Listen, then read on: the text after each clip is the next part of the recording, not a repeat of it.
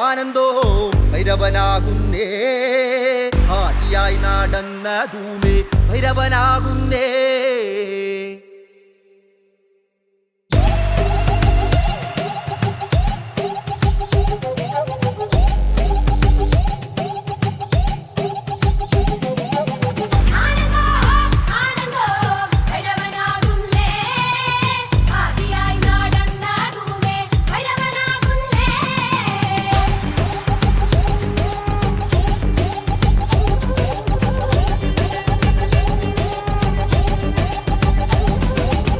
യോഗിയായി നടന്നതുമേ ഭൈരവനാകുന്നേ യോഗിമുദ്ര ധരിച്ചതുമേ ഭൈരവനാകുന്നേ.